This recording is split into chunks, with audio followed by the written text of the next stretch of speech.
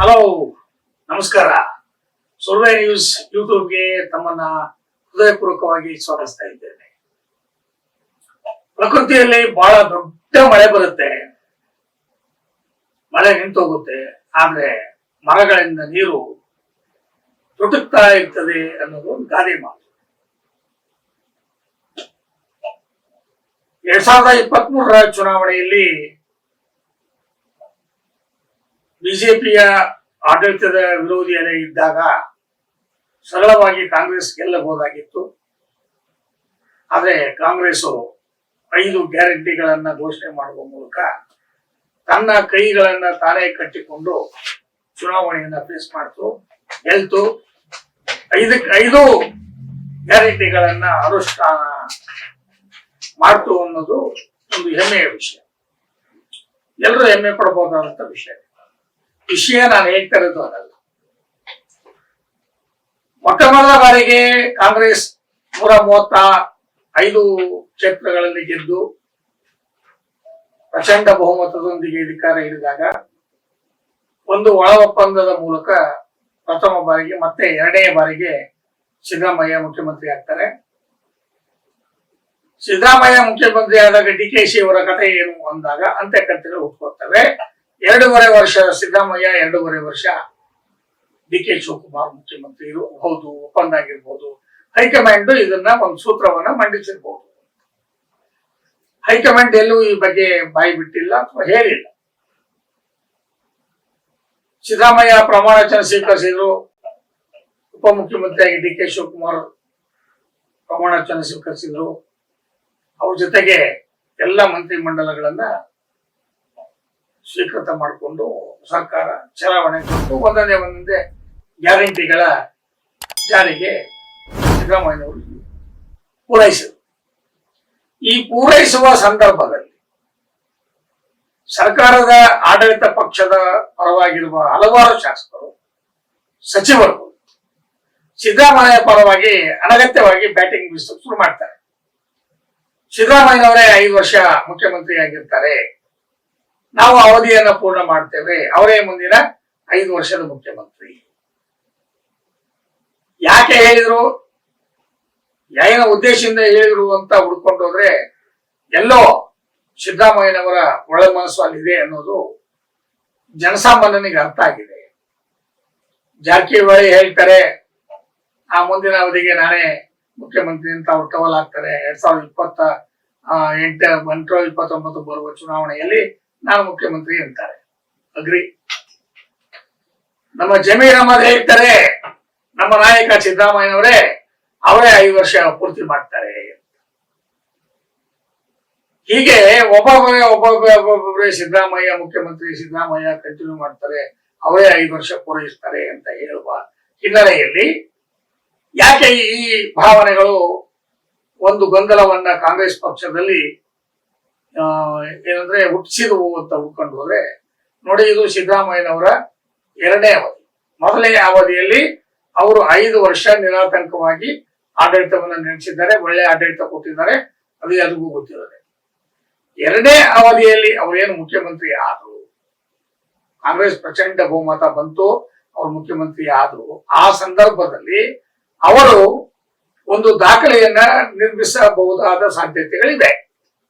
ಏನಪ್ಪಾ ಅದು ಅಂದ್ರೆ, 2.5 ವರ್ಷ ಪೂರೈಸಿದ್ರೆ ಅಥವಾ 3 ವರ್ಷ ಪೂರೈಸಿದರೆ ಅತಿ ದೀರ್ಘವಾದ ಮುಖ್ಯಮಂತ್ರಿ ಹುದ್ದೆಯನ್ನು ಪಡೆದಂತಹ ಒಂದು ಖ್ಯಾತಿ ಅವರ ಹೆಗಲ ಮೇಲೆ, ತಲೆಯ ಮೇಲೆ ಕಿರೀಟದ ರೂಪದಲ್ಲಿ ಬರಲಿದೆ. ಆಕಸ್ಮಿಕವಾಗಿ 5 ವರ್ಷ ಪೂರೈಸಿದರೆ ಮುಂದಿನ ದಿನಮಾನಗಳಲ್ಲಿ ಅವರ ದಾಖಲೆಗಳನ್ನ, ಅಂದ್ರೆ ಒಬ್ಬ ವ್ಯಕ್ತಿ 2 ಅವಧಿಯಲ್ಲಿ 5 ವರ್ಷಗಳನ್ನ ಪೂರೈಸಿದ ದಾಖಲೆಯನ್ನ ಸರಿಗಟ್ಟುವ, ಮುರಿಯುವ ಇನ್ನೊಂದು ಅವಕಾಶ ಬೇರೆಯವರಿಗೂ ಸಿಗಲ್ಲ ಅನ್ನೋ ಕಾರಣಕ್ಕಾಗಿ ಸಿದ್ದರಾಮಯ್ಯನವರು ತಮ್ಮ ನಿವೃತ್ತಿಗೆ ಮೊದಲೇ ಈ ಭಾವನೆಗಳನ್ನ ಮನಸ್ಸಲ್ಲಿ ಇಟ್ಕೊಂಡು ತಮ್ಮ ಶಿಷ್ಯರ ಮೂಲಕ ಈ ಭಾವನೆಗಳನ್ನ ಹೇಳ್ತಾ ಬಂದಿದ್ದಾರೆ. ಅವರೆಲ್ಲೂ ನಾನು 5 ವರ್ಷ ಪೂರೈಸ್ತೀನಿ ಅನ್ನೋ ಮಾತನ್ನ ಹೇಳಿರ್ಲಿಲ್ಲ. ಆದರೆ ಒಂದ್ಸರಿ ಅವರು ಕೊಡುತ್ತಾರೆ, ನಾನೇ 5 ವರ್ಷ ಮುಂದುವರಿತೇನೆ, ನಮ್ದೇ ಸರ್ಕಾರ 5 ವರ್ಷ ಇರುತ್ತೆ. ಅದು ಬಿಜೆಪಿ ಆಪರೇಷನ್ ಕಮಲ ಮಾಡಬಹುದು ಅಂದಾಗ ಅವರು ಶೆಡ್ ಹೊಡೆದು ಹೇಳಿರ್ತಾರೆ. ಹಾಗಾದ್ರೆ ಡಿ ಕೆ ಶಿವಕುಮಾರ್ ಅವರು ಇದಕ್ಕೆ ಏನ್ ರಿಯಾಕ್ಷನ್ ಮಾಡಬೇಕು ಅಂತಿರುವಾಗ ಒಂದೆರಡು ಬಾರಿ ಗಲಿಬಿಲಿಗೊಳಗಾದ ಡಿ ಕೆ ಶಿವಕುಮಾರ್ ಅವರು ಇದಕ್ಕೆ ರಿಯಾಕ್ಟ್ ಮಾಡ್ತಾರೆ.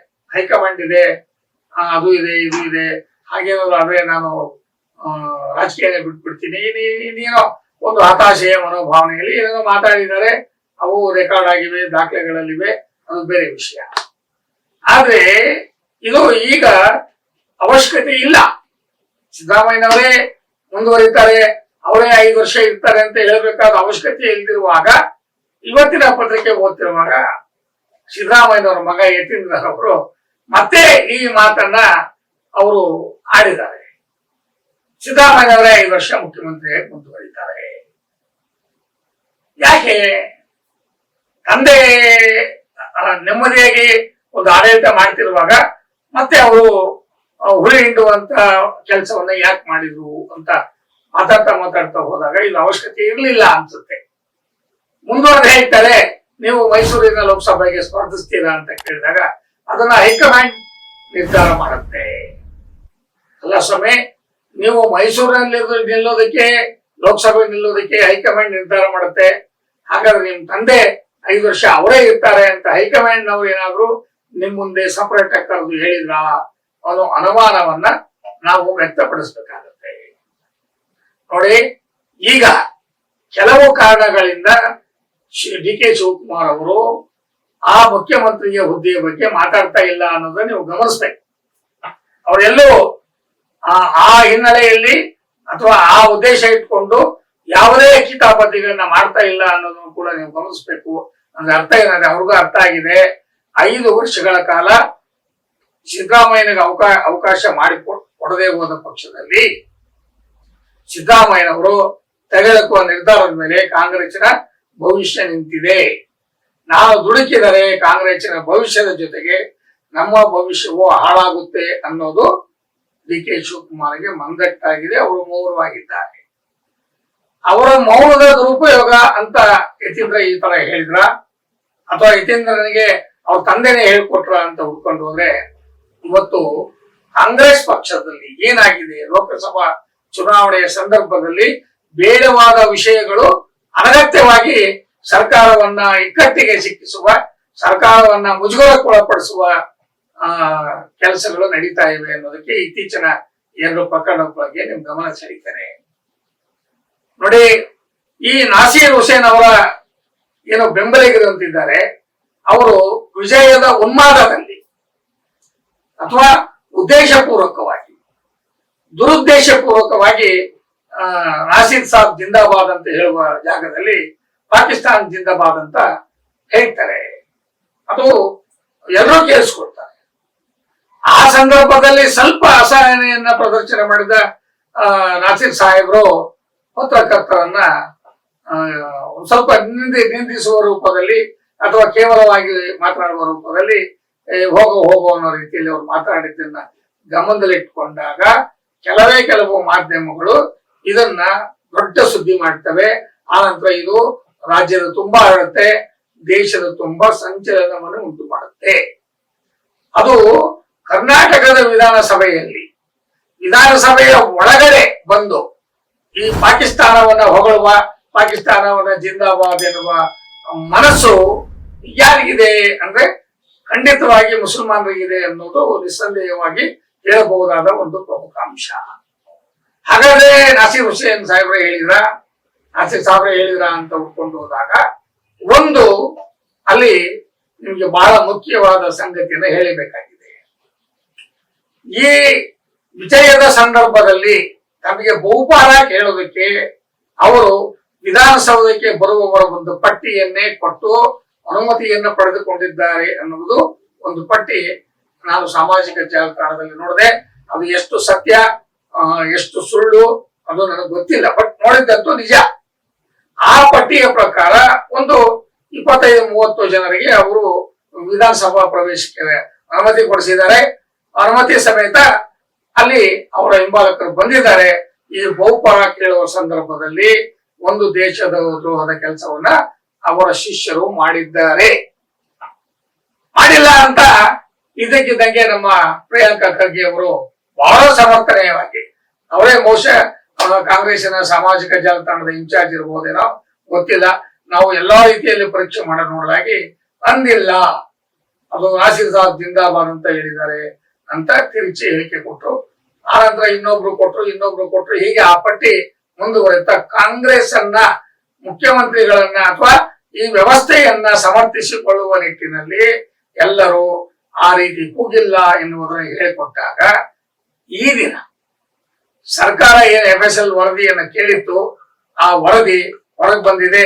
ಆ ವರದಿ ಹಿನ್ನೆಲೆಯಲ್ಲಿ 3 ಜನ ಬಂಧಿಸಿದ್ದಾರೆ, ತನಿಖೆ ನಡೀತಾ ಇದೆ ಅಂತೇಳಿ ನಮ್ಮ ಗೃಹ ಸಚಿವರಂತ ಪರಮೇಶ್ವರ್ ಅವರು ಡಿಕ್ಲೇರ್ ಮಾಡಿದ್ದಾರೆ. ಈಗ ಮಾಡಿಲ್ಲ, ಅಂದಿಲ್ಲ, ಘೋಷಣೆ ಕೂಗಿಲ್ಲ ಅಂತ ಹೇಳಿರುವಂತ ಮಂತ್ರಿಗಳು ಏನಿದ್ದಾರೆ ಅವ್ರು ಏನು ಉತ್ತರ ಕೊಡ್ತಾರೆ ಅಂದ್ರೆ ನಾಟ್ ರೀಚಬಲ್ ಆಗಿದ್ದಾರೆ. ಅವರು ಯಾಕೆ ಸ್ವಾಮಿ ನಿಮ್ಗೆ ಯಾರು ಹೇಳಿದ್ರು? ಇಂತಹ ಪ್ರಕರಣಗಳಾದಾಗ ಅವುಗಳನ್ನ ನಿಭಾಯಿಸೋದಕ್ಕೆ, ಮಾತನಾಡೋದಕ್ಕೆ, ಪ್ರೆಸ್ ಮುಂದೆ ಹೋಗೋದಕ್ಕೆ ಗೃಹ ಸಚಿವರಿದ್ದಾರೆ, ಮುಖ್ಯಮಂತ್ರಿಗಳಿದ್ದಾರೆ. ಇವರು ಇರುವಾಗ ನೀವು ಯಾಕೆ ಹೇಳಿಕೆಗಳನ್ನ ಕೊಡ್ತೀರಿ? ಹೇಳಿಕೆ ಕೊಟ್ಟು ತಪ್ಪು ಹೇಳಿಕೆಗಳು ಕೊಡುವ ಮೂಲಕ ಕಾಂಗ್ರೆಸ್ ಪಕ್ಷಕ್ಕೆ ಈ ಸಂದರ್ಭದಲ್ಲಿ, ಲೋಕಸಭಾ ಚುನಾವಣೆಯ ಸಂದರ್ಭದಲ್ಲಿ ನೀವು ಯಾಕೆ ಕಾಂಗ್ರೆಸ್ ಅನ್ನ ಒಂದು ಏನೇ ಹೇಳ್ತೀವಿ ದೃಷ್ಟಿಗೊಟ್ಟು ಇಟ್ಟಂಗಿಟ್ಟು ನೀವು ಬಿಜೆಪಿ ಅವರಿಗೆ ಇದನ್ನ ದೊಡ್ಡ ಸುದ್ದಿ ಮಾಡೋದಕ್ಕೆ ಅವಕಾಶ ಮಾಡ್ಕೊಡ್ತೀರಿ ಅಂತ ಹೇಳುವ ಹೊರಟಾಗ ಎಲ್ಲರೂ ಅತಿ ಬುದ್ಧಿವಂತರೆ. ಇವತ್ತು ನೋಡಿ, ಆ ಲಿಸ್ಟು ಏನು 25-30 ಜನಕ್ಕೆ ಅವ್ರನ್ನ ಒಳಗ್ ಬಿಡಿ ಅಂತ ಏನು ನಾಸೀರ್ ಸಾಬ್ರು ಒಂದು ಪಟ್ಟಿಯನ್ನ ಕೊಟ್ಟಿದ್ದಾರೆ.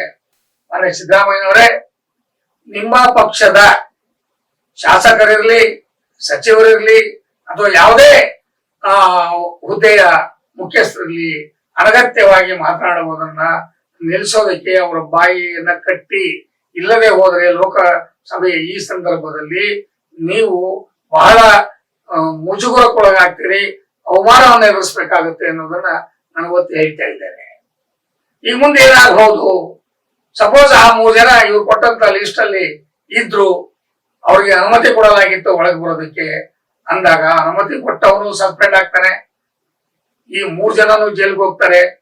ಇವರಿಗೆ ಒಳಗೆ ಬರೋದಕ್ಕೆ ಕಾರಣ ಅದು ನಾಸೀರ್ ಹುಸೇನ್ ಸಾಹೇಬ್ರು ಅನಿವಾರ್ಯವಾಗಿ ರಾಜೀನಾಮೆ ಕೊಡಬೇಕಾದ ಪ್ರಸಂಗ ಬರಬಹುದು. ಕೊಟ್ಟರೆ ಮಾತ್ರ ಕಾಂಗ್ರೆಸ್ಸಿನ ಮುಖಭಂಗ ಆಗುವುದನ್ನು ತಪ್ಪಿಸಬಹುದು. ಯಾಕೆಂದ್ರೆ ಬಿಜೆಪಿ ಈ ವಿಷಯವನ್ನ ರಾಷ್ಟ್ರಪತಿಯವರೆಗೂ ತೆಗೆದುಕೊಂಡು ಹೋಗಬಹುದಾದ ಎಲ್ಲ ಸಾಧ್ಯತೆಗಳು ಇವೆ. ಈ ವಿಷಯ ಕುರಿತು ನೋಡಿ, ಮೋದಿ ಬಾಯಿ ಬಿಟ್ಟಿಲ್ಲ, ಅಮಿತ್ ಶಾ ಬಾಯಿ ಬಿಡ್ತಾ ಇಲ್ಲ, ಸೀನಿಯರ್ಸ್ ಯಾರೋ ಬಾಯಿ ಬಿಡ್ತಾ ಇಲ್ಲ, ಅವರು ಬರೀ ಚೂ ಬಿಡ್ತಾರೆ. ಇದು ಪ್ರಕರಣವನ್ನ ಎಳಿತಾ ಹೋಗುತ್ತೆ ಚೂವಿನಂತ.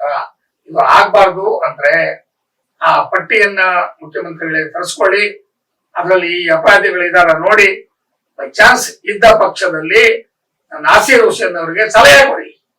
ಬಹುಶಃ ನಿಮ್ಮ ಅಧಿಕಾರ ವ್ಯಾಪ್ತಿಯನ್ನು ಮೀರಿರಬಹುದು, ಅವ್ರಿಗೆ ರಾಜೀನಾಮೆ ಕೊಡಿ ಅಂತ ಹೇಳುವ ಅಧಿಕಾರ ನಿಮ್ಗೆ ಇಲ್ಲದೆ ಇರಬಹುದು.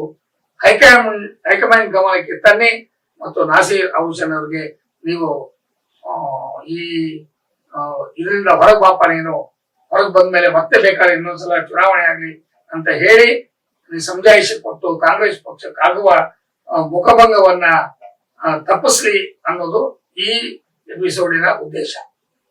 ಜೊತೆಗೆ ಈ ಸಂದರ್ಭದಲ್ಲಿ ಒಂದು ಸಣ್ಣ ಪ್ರಕರಣವೂ ಆಗಿದೆ. ಸದ್ಯಕ್ಕೆ ದೇವರ ದಯದಿಂದ ಹೆಚ್ಚಿನ ದೊಡ್ಡ ಅನಾಹುತಗಳೇನು ಆಗಿಲ್ಲ. ಅದು ರಾಮೇಶ್ವರ ಕೆಫೆಯ ಬಾಂಬ್ ಪ್ರಕರಣ, ಅದು ಕೂಡ ತನಿಖೆ ಹಂತದಲ್ಲಿದೆ. ಹಾಗಾಗಿ ಈ ಕ್ಲಿಷ್ಟಕರವಾದ ಸನ್ನಿವೇಶದಲ್ಲಿ ಎಲ್ಲ ಸಚಿವರು, ಶಾಸಕರು ಅಗತ್ಯವಾಗಿ ಮಾತನಾಡೋದನ್ನ ನಿಲ್ಲಿಸುವ ಪ್ರಯತ್ನವಾದರೆ ಮಾತ್ರ ಈ ಕಾಂಗ್ರೆಸ್ ಇವೆಲ್ಲ ಸಂಕಟಗಳಿಂದ ಪಾರಾಗಬಹುದು ಅಂತ ಹೇಳ್ತಾ ನಾನು ಮಾತು ಮುಗಿಸ್ತೇನೆ.